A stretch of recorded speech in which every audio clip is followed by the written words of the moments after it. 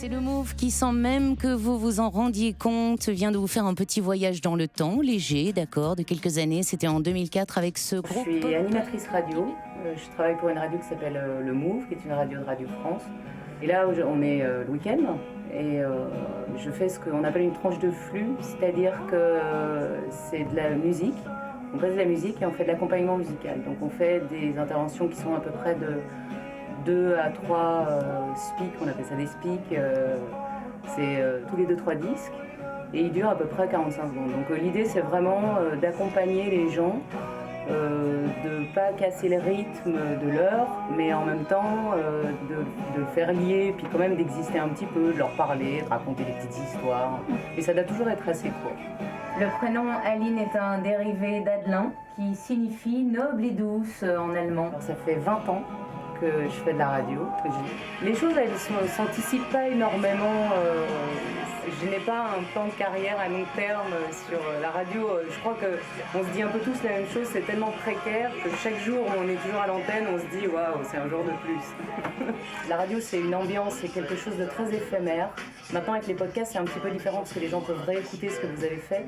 Mais parfois, vous travaillez sur un sujet, je sais pas, vous faites un portrait de quelqu'un, par exemple, c'est plus de 10 heures de boulot et ça s'envole en 8 minutes, quoi. Donc ce côté éphémère est assez intéressant.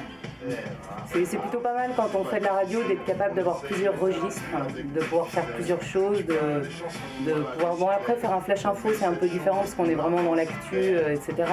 Mais après, sur toutes les choses qu'on peut faire en radio, que ce soit du reportage, que ce soit de l'interview, que ce soit même du voyage sonore, on peut jouer avec des sons, des bouts d'interview de droite et de gauche, ou faire juste de l'antenne.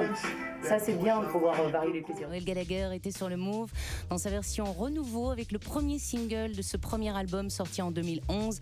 C'était The Death of You and Me. Qu'est-ce que ça fait d'être une voix ? Oui, c'est anonyme, c'est un personnage. Il n'y a pas tout le corps à gérer, par exemple. Il y a juste le son de la voix, on peut jouer sur augmenter le rythme ou le ralentir un petit peu, ou faire des silences. Le silence en radio, il ne faut pas qu'il soit trop long, mais le silence en radio est très important, il donne une très forte intensité. Non, on a plein d'anecdotes. Souvent, alors d'abord des erreurs à l'antenne, des mots de travers. On annonçait les programmes à l'antenne. Il y avait un dauphin qui était mort, il fallait annoncer le programme, ça avait fait plein d'histoires dans la presse et tout. Et moi, à l'antenne, j'ai dit le spectacle des défunts. Alors ça, c'est vraiment des trucs qui nous arrivent hyper régulièrement. Je me rappelle qu'au moment du tsunami qu'il y avait eu en Thaïlande, il y a un animateur qui avait dit il y a eu un tiramisu.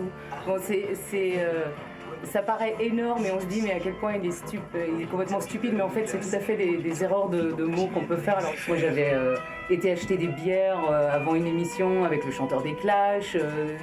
Après, je sais pas, je me rappelle de Willy DeVille par exemple qui était venu à WeFM, qui avait vomi pendant le flash info. Ça te convient ou il en faut d'autres? On n'y coupera pas, il est 14h.